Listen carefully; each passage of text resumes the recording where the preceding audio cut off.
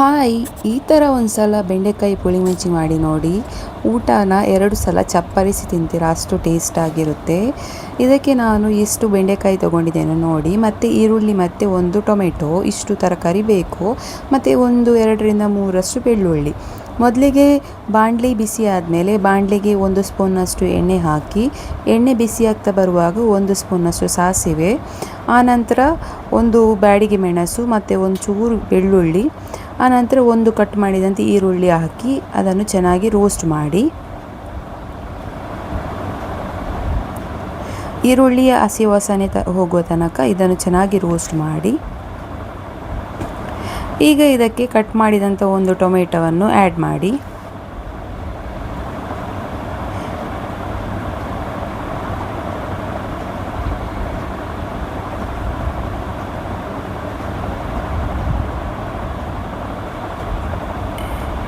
ಇದಕ್ಕೆ ನಾವು ಎಷ್ಟು ಉಪ್ಪು ಬೇಕು ಅಂತ ಹೇಳಿ 1 ಸ್ಪೂನಷ್ಟು ಉಪ್ಪು ಆ್ಯಡ್ ಮಾಡಿದರೆ ಸಾಕು. ಮತ್ತು ಇದನ್ನು ಕೂಡ ಮಿಕ್ಸ್ ಮಾಡಿ. ಈಗ ನಾವು ಕಟ್ ಮಾಡಿದಂಥ ಬೆಂಡೆಕಾಯಿ ಉಂಟಲ್ಲ, ಅದನ್ನು ಇದಕ್ಕೆ ಆ್ಯಡ್ ಮಾಡಬೇಕು. ಇದನ್ನು ಕೂಡ ಚೆನ್ನಾಗಿ ಮಿಕ್ಸ್ ಮಾಡಿ.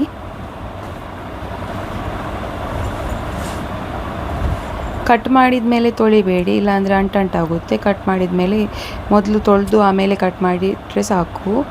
ಈಗ ಇದಕ್ಕೆ ನಾವು 1 ಲೋಟದಷ್ಟು ನೀರು ಹಾಕಿ, ಮುಳುಗುವಷ್ಟು ನೀರು ಹಾಕಿ ಇದನ್ನು ಬೇಯಿಸಲಿಕ್ಕೆ ಇಡಬೇಕು.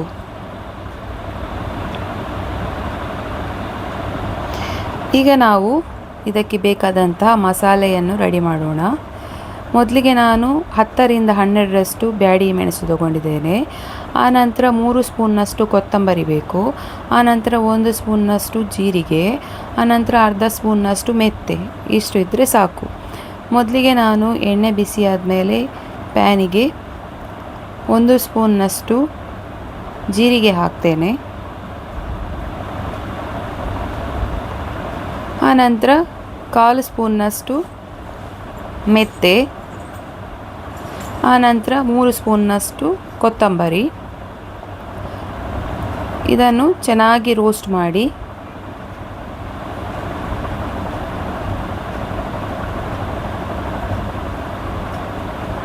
ಇದು ರೋಸ್ಟ್ ಆದಮೇಲೆ ಇದನ್ನು ಮಿಕ್ಸಿಗೆ ಹಾಕಿ, ನಂತರ ಅದೇ ಪ್ಯಾನಿಗೆ 10ರಿಂದ 12 ಬೇಕು. ಇದಕ್ಕೆ ಪುಳಿಮುಂಚಿಗೆ ಸ್ವಲ್ಪ ಖಾರ ಇದ್ದರೆ ಚೆನ್ನಾಗಿರುತ್ತೆ. 12 ಬ್ಯಾಡಿಗೆ ಮೆಣಸು ಸಾಕು. ಇದನ್ನು ಕೂಡ ಚೆನ್ನಾಗಿ ರೋಸ್ಟ್ ಮಾಡಿ. ಇದಕ್ಕೆ ಸ್ವಲ್ಪ ಕರಿಬೇವು ಸೊಪ್ಪು ಮತ್ತು 2 ಬೆಳ್ಳುಳ್ಳಿ ಹಾಕಿ ಇದನ್ನು ರೋಸ್ಟ್ ಮಾಡಿ. ಇದು ರೋಸ್ಟ್ ಆದಮೇಲೆ ಎಲ್ಲವನ್ನು ಒಟ್ಟಿಗೆ ಮಿಕ್ಸ್ ಮಾಡೋಣ, ಮಿಕ್ಸಿ ಹಾಕೋಣ. ಇದಕ್ಕೆ 1 ತುಂಡಿನಷ್ಟು ಈರುಳ್ಳಿ ಬೇಕು, ಅನಂತರ ಸ್ವಲ್ಪ ಅರಶಿನ ಮತ್ತು ಗೋಲಿ ಗಾತ್ರದಷ್ಟು ಹುಳಿ ಹಾಕಿ. ಹುಳಿ ಇದಕ್ಕೆ ಸ್ವಲ್ಪ ಜಾಸ್ತಿ ಬೇಕು, ಸ್ವಲ್ಪ ದೊಡ್ಡದು ಹಾಕಿದರೆ ಸಾಕು. ಅನಂತರ ಈ ಥರ ಮಿಕ್ಸಿ ಆಗುತ್ತೆ ನೋಡಿ. ಈಗ ಇದು ಚೆನ್ನಾಗಿ ಬೆಂದಿದೆ. ಕೆಲವರು ಇದಕ್ಕೆ ಇದಕ್ಕೆ ಹುಳಿ ನೀರು ಹಾಕ್ತಾರೆ.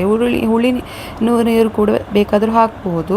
ನಾನು ಮಿಕ್ಸಿ ಮಾಡುವಾಗ ಜಾಸ್ತಿಯಾಗಿ ಹುಳಿ ಹಾಕಿದ್ದೇನೆ, ಅಷ್ಟು ಸಾಕಾಗುತ್ತೆ ಇದಕ್ಕೆ. ಮತ್ತು ನೋಡಿ, ನೀವು ಎಷ್ಟು ನೀರು ಬೇಕಂತೇಳಿ ಇದಕ್ಕೆ ಆ್ಯಡ್ ಮಾಡಿ. ಮಿಕ್ಸಿದ ನೀರನ್ನು ಆ್ಯಡ್ ಮಾಡಿದರೆ ಸಾಕು. ನೋಡಿ, ಇದು ಇಷ್ಟು ಕುದಿ ಬರಲಿಕ್ಕೆ ಇಡಬೇಕು. ಒಗ್ಗರಣೆ ನಾನು ಮೊದಲಿಗೆ ಕೊಟ್ಟಿರೋದ್ರಿಂದ ಮತ್ತೆ ಇನ್ನೊಮ್ಮೆ ಒಗ್ಗರಣೆ ಕೊಡುವುದಿಲ್ಲ. ಸೊ ಈಗ ನಮ್ಮ ಬೆಂಡೆಕಾಯಿ ಪುಳಿಮುಂಚಿ ರೆಡಿ ಆಯಿತು ನೋಡಿ. ಈ ಥರ ನೀವು ಕೂಡ ಟ್ರೈ ಮಾಡಿ, ತುಂಬಾ ಚೆನ್ನಾಗಿರುತ್ತೆ. ಊಟಕ್ಕೆ, ದೋಸೆಗೆಲ್ಲ ತುಂಬ ಟೇಸ್ಟಿಯಾಗಿರುತ್ತೆ. ನೀವು ಕೂಡ ಟ್ರೈ ಮಾಡಿ.